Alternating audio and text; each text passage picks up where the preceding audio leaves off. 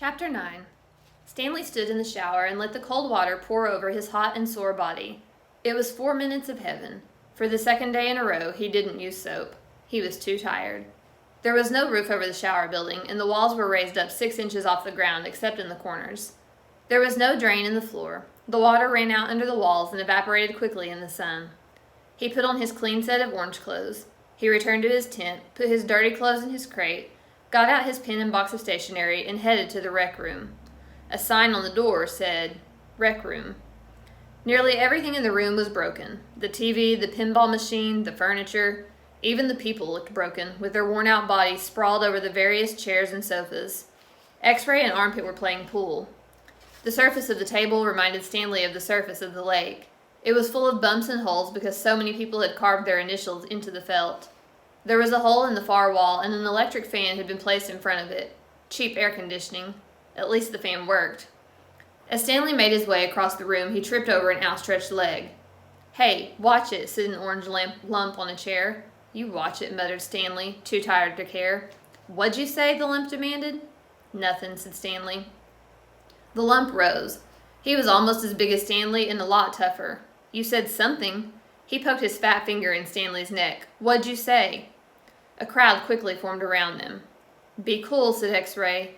He put his hand on Stanley's shoulder. "You don't want to mess with the caveman," he warned. "The caveman's cool," said Armpit. "I'm not looking for trouble," Stanley said. "I'm just tired, that's all." The lump grunted. X-Ray and Armpit led Stanley over to a couch. Squid slid over to make room as Stanley sat down. Did you see the caveman back there?" X-Ray asked. "The caveman's one tough dude," said Squid, and he lightly punched Stanley's arm. Stanley leaned back against the torn vinyl upholstery. Despite his shower, his body still radiated heat. "I wasn't trying to start anything," he said. The last thing he wanted to do after killing himself all day on the lake was to get in a fight with a boy called the caveman. He was glad X-Ray and Armpit had come to his rescue. "Well, how'd you like your first hole?" asked Squid. Stanley groaned and the other boys laughed.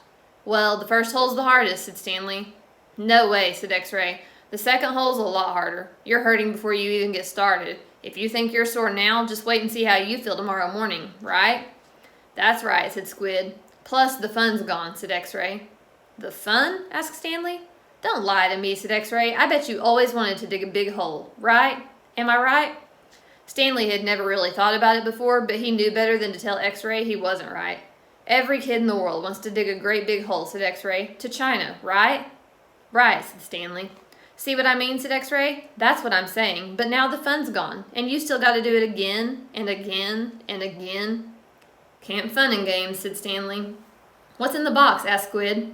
Stanley had forgotten he had brought it. Paper. I was going to write a letter to my mother." "Your mother?" laughed Squid. "She'll worry if I don't." Squid scowled. Stanley looked around the room. This was the one place in camp where the boys could enjoy themselves, and what'd they do? They wrecked it. The glass on the TV was smashed as if someone had put his foot through it. Every table and chair seemed to be missing at least one leg. Everything leaned. He waited to write the letter until after Squid had gotten up and joined the game of pool. "Dear Mom, today was my first day at camp, and I've already made some friends. We've been out on the lake all day, so I'm pretty tired. Once I pass the swimming test, I'll get to learn how to water ski. He stopped writing as he became aware that somebody was reading over his shoulder. He turned to Zero, standing behind the couch. "I don't want her to worry about me," he explained. Zero said nothing. He just stared at the letter with a serious, almost angry look on his face. Stanley slipped it back into the stationery box. "Did the shoes have red X's on the back?" Zero asked him. It took Stanley a moment, but then he realized Zero was asking about Clyde Livingston's shoes. "Yes, they did," he said. He wondered how Zero knew that. Brand X was a popular brand of sneakers. Maybe Clyde Livingston made a commercial for them. Zero stared at him for a moment with the same intensity with which he had been staring at the letter. Stanley poked his finger through a hole in the vinyl couch and pulled out some of the stuffing. He wasn't aware of what he was doing. "Come on, caveman. Dinner," said Armpit.